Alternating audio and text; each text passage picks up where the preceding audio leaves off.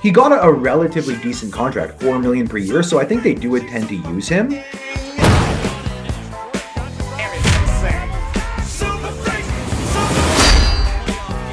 Hello and welcome to another edition of Fantasy Football Freaks. I'm Jason, he's Vaz, and today we're talking about 10 players that we want to sell right now. We've got the NFL draft coming up soon, so these are values that could be affected by that, could be affected by other things. But without further ado, let's get right into our list. Vaz, who's the first player that you want to get rid of right now? Okay, great. I'm excited for this. So my first player is Gus Edwards. Gus Bus. Okay, his stock went way up in free agency, landing with the Chargers on a $3 million per year contract. And I think with my list, you will notice some trends. Okay, I follow the money. Okay, and when I see the contract they gave Gus, I'm not sold that he's going to withstand the draft. Okay. Now, listen, this comes with a bit of an asterisk, okay?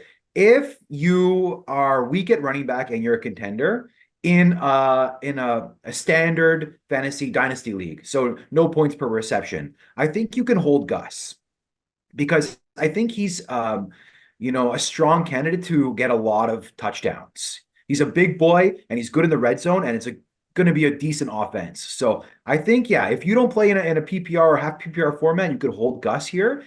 He will score some touchdowns and get you some fantasy points. But now most people do not play in those formats. If you play in a PPR format, now's the time to sell Gus, okay? Because he is touchdown dependent. He's not going to be on the field on third downs. And the contract tells me that he could even be replaced this year or next year.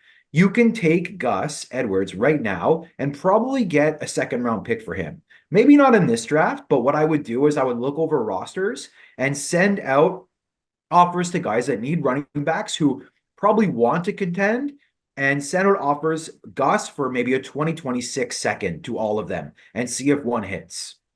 Okay, I have no disagreement there. Honestly, I can't say that I've really liked Gus in the first place, but he does have a starting gig right now in Los Angeles Chargers. Almost went old school there. But I am selling for sure on Gus if I were to have him.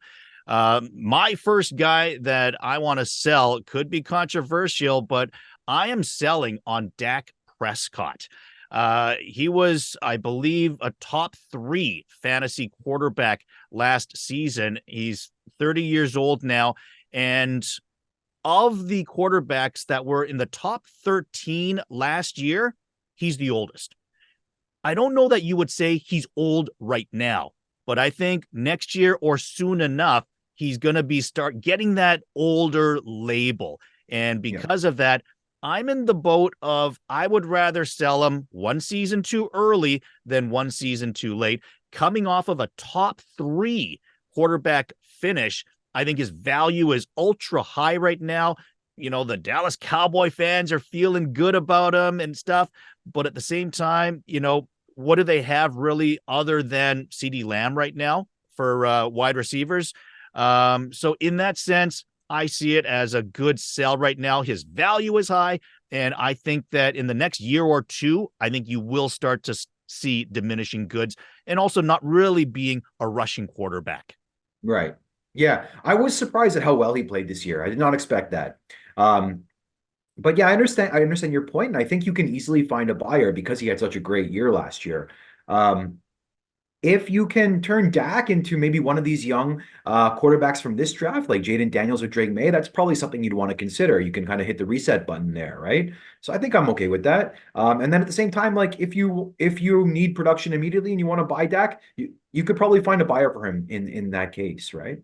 Yeah, absolutely. If I can get him for one of those big 3 quarterbacks, I obviously would do it. Not for the next 3, the 4 to 6 guys, unless you're getting some huge other draft capital with it. But yeah, if you can get a haul for Dak right now, I say do it. Who's next on your list? Okay, next on my list is Gabe Davis. Yeah, so maybe there is a trend here of free agents moving to another team, but yeah, Gabe Davis goes to Jacksonville, signs a pretty big contract, 3 years, 39 million. So got some team investment there. So I think like some people will see that, okay, he's the wide receiver two for Trevor Lawrence, and he's got his value's gone up for sure. So maybe now's the time to buy. So I would look to sell him, and I'll tell you why. If you're telling yourself that Gabe Davis is going to, start in your lineup, like in the wide receiver three or flex position, and you are a legitimate team that can compete, you're lying to yourself. Okay. Gabe Davis is not that. Okay. If you're starting, he's a really risky start. He's a touchdown dependent wide receiver. And he just left one of the best quarterbacks in the NFL, if not the best fantasy quarterback in the NFL, to, a quarterback who's not quite as good. And I don't think he had a nice rapport with Josh Allen, and I'm not sure what he's going to have with Trevor Lawrence. So uh, I've never been that high on Gabe Davis because he, puts up those zeros periodically, and you can't have that in your fantasy lineup. I hate those receivers that spike and plummet, spike and plummet. I want some consistency. So if you can turn Gabe Davis into a second round pick, now's the time to sell. Re-roll on a young guy. Maybe you hit big with that young guy. So I would definitely take Gabe Davis and try to get a second round pick if I can, even if it's a 2026 second round pick. Yeah. Honestly, I've never really been a fan of Gabe Davis myself, so no pushback on that selection whatsoever. My next sell guy right now is Bryce Young. And for me, I'm just going to say flat out, I'm just not a believer. I know it's just been one season so far, but of the season that we've seen, obviously not the greatest situation, but not horrible as well. It's not like he went through what Trevor Lawrence went through in his rookie season from the organizational standpoint.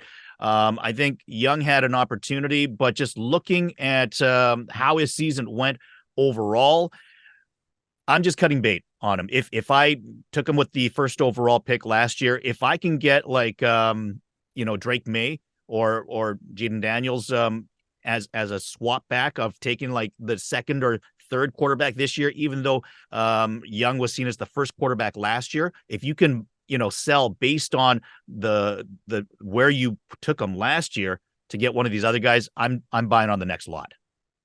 Yeah, I think it was pretty much consensus last year that Anthony Richardson was the QB1, but yeah, he was probably the QB2, Yeah. and I can't disagree with you. He looked horrible last year, and you know what? He's had a lot of improvement in free agency. Like they've given him a better shot this year, so people are starting to like think he could have a good year this upcoming year. So maybe now is a good time to sell. I don't know if you can get I don't know if you can get Jaden Daniels or Drake May, but maybe Yeah. maybe if you can go out and get the 107, okay, which could turn into Drake May or Jaden Daniels or a top guy like Roma Dunze. If you could go out and take Bryce Young and trade him for the 107, I think I'm on board fully with that. Yeah, re-roll on Bryce Young and grab a top prospect in this draft. Yeah, I would say 107 and up is exactly what I'd be thinking of. Any of those second tier wide receivers, Neighbors, or Dunze, like you mentioned. Yeah. Who's next for you on your sell list? Okay, next for me, again, I guess a trend here. Next for me is Zach Moss. Okay, and I think a lot of people are looking to buy Zach Moss right now, so I think it'd be a little bit easy to sell. He got a relatively decent contract, 4 million per year, so I think they do intend to use him, the Bengals, that is. But I don't think he's immune to being for another running back to be drafted there. So I think, and also, you know what, Chase Brown is a good player too, and I don't really believe in Zach Moss's talent. So I think he's a running back that if he starts the year top of the depth chart, he could lose that position pretty quickly, and they don't have a lot of investment. So as I said, I do look at the money invested, and 4 million for this season. I think even less than that for next year. It's not a guarantee, a big guarantee that he's going to be there as a top guy. Okay, not at all. So I think if you can use this opportunity to sell the RB1 in Cincinnati to somebody, go ahead and do it. Go out and see if you can get a mid-second for him. Yeah. Maybe you can get one of these top running backs in the upcoming draft. I disagree with this one a little bit, not fully. So here's basically what, and I think we're saying the same things, but for me, I've never believed in him as a player. But Yeah. the landing spot, I think, is a very good landing spot, and he's still young. So the question will be, can he perform this season to really drive up his stock? I agree with everything you said. The money, his stock is higher now than it ever was, so maybe get something for it now. But at the same time, I just see his youth, and I wonder that maybe he still can become something, even though I really don't believe in his talent level to be an elite running back or even like, a premium running back. I kind of see him as a middle of the road guy, which, I'm willing to buy right now if the price is right. I'd say, yeah, mid-second, I think I would actually buy rather than investing that in one of the rookie running backs coming out. Would I rather have Moss over the top rookie running backs this year? I think I'd rather take Moss.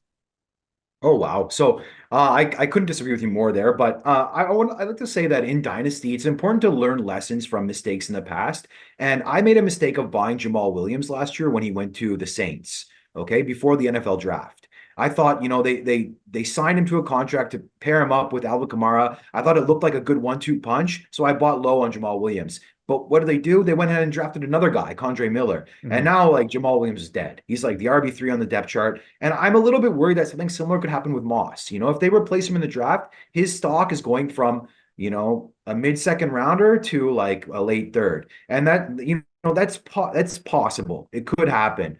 And then even if it doesn't happen, I don't think he's this elite player that's going to win you your championship this season. So if you're relying on Zach Moss, I think you're lying to yourself a little bit, and it's time to, get what you can while you can. Yeah, I mean, obviously, I wouldn't want him as my running back one, maybe not even running back two, maybe like a flex play. But again, I like the landing spot so much. I think Cincinnati has a much better offense, much Yeah. better team. I think they'll have more fourth quarter situations where they'll be relying on him than a team like New Orleans and stuff like that. So I like the landing spot, and if he's got a job for the time being, I'd be willing to spend a mid-second on him. But that's me. That's you. Yep. Those are our points, and you can decide based on that. Let's take a look at my next guy that I'm selling. I am selling on Cooper Kupp.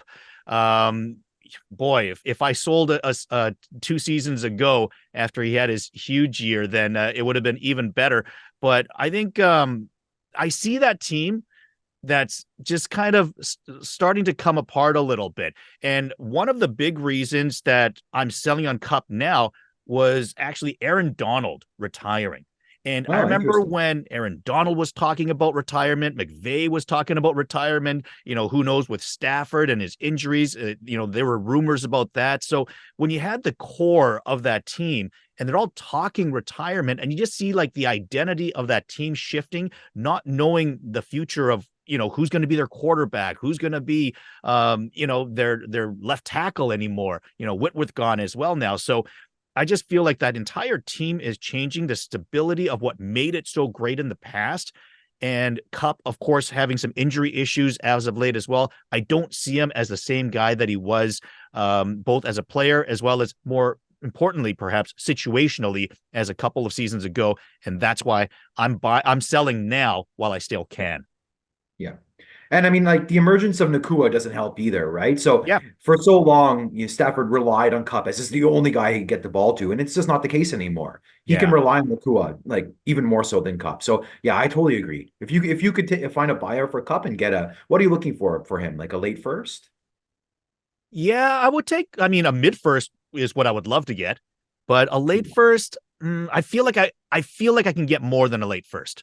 Okay. But I mean, if that's all I can get from a winning team, then sure, I probably would take that. You know what? I would take that in this draft year because I think this is a good draft year. There's a lot of good young wide receivers. Yeah. I don't think I would take a 25 first if it's like on a winning team. But for Yeah. this year, I think I would take it. So yeah, if you have Cup, look for a late mid to late first this year, or maybe a random first and second in the future. Sure. Yeah. Yeah. Definitely. All right. Who's your next guy that you're selling? Okay, so my next guy is a guy that I was high on a few weeks ago, really high on. I thought he was like a RB, top 10 RB in Dynasty. Okay. And now I don't want any part of him, and that's Taj Spears. And I'll tell you why. There are many reasons. Okay. First of all, his value on keep trade cut is still pretty high. He's still worth like an early second round pick on keep trade cut. He's worth more than Zach Charbonnet. He's worth as much as Justin Fields. So if I can take Tajay Spears and turn him into one of those other guys, I will do that. We're into a high second round pick. They gave Pollard a ton of money. Okay. So they're going to use Pollard. Okay. It's possible that the only upside Tajay has is that Pollard gets injured and he handles the full workload. But if you're only relying on that, I'd rather not. I'd rather sell. Because if Pollard stays healthy, he's going to get the majority of the touches, probably a 60-40 split based on how much money they gave him, even though I do think Tajay is talented. Okay. And then there's another thing too. When he got drafted in the third round, they said that he had weak knees and that this was probably a one contract guy. So now for the rest of his one contract, he's playing second fiddle to Tony Pollard. So if you can move off Tajay now at his current price, do it. Do it as soon as you can. Turn him into Zach Charbonnet, who is worth less at the moment.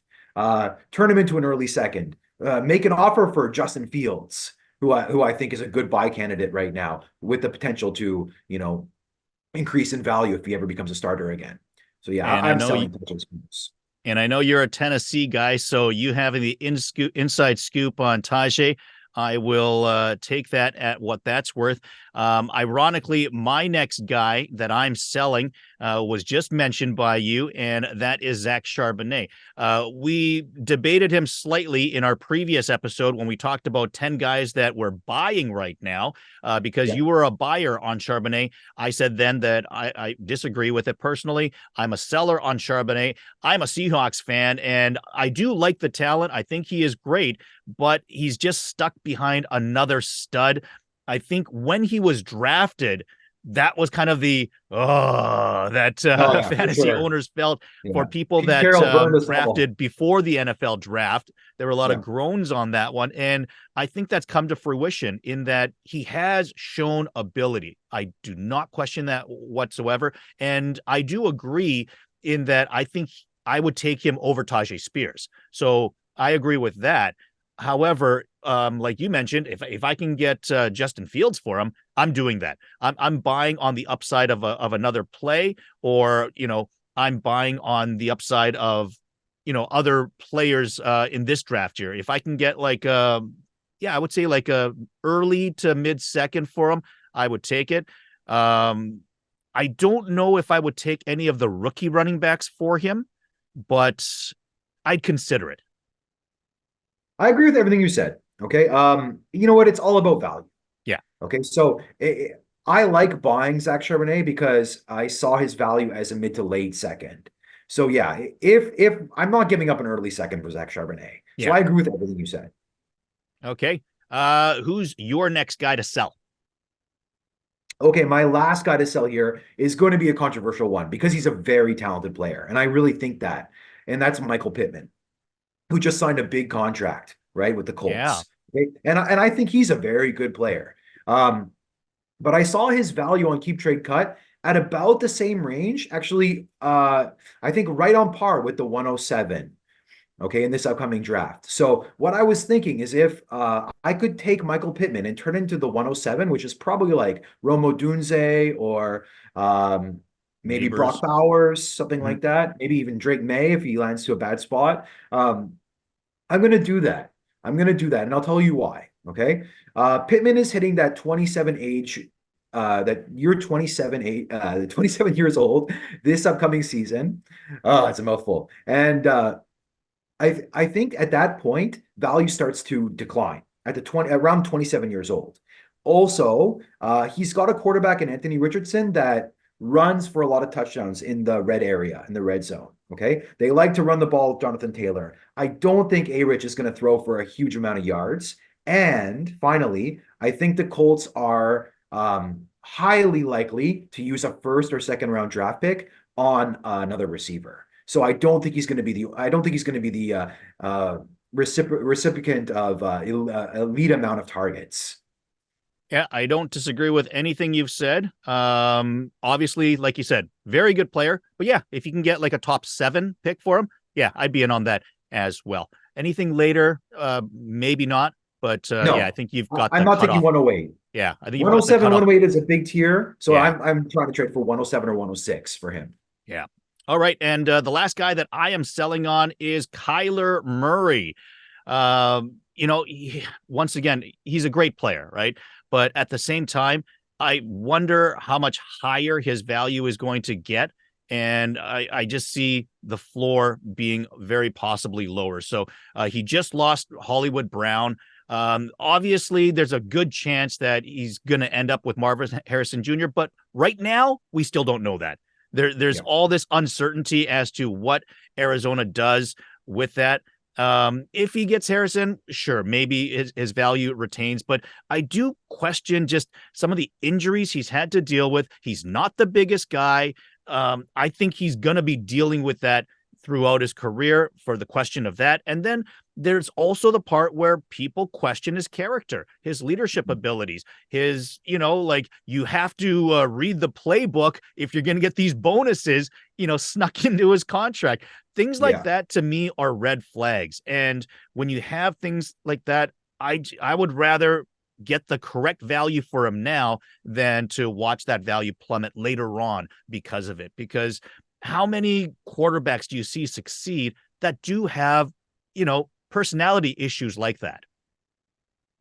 So I love the take, Jason. I'm not saying I agree with it fully, but I love it, and I think you voiced that your opinion very well there. I will say one thing, and that's if you're a gambler like I am, it might be worth it might be worth waiting till the NFL draft because I think it is very, very, very likely they get a top wide receiver, Marvin Harrison or Malik Neighbors. Mhm. So if you don't like Kyler, if you feel similarly to how Jason feels about Kyler, maybe gamble and wait for the draft and sell a little bit higher.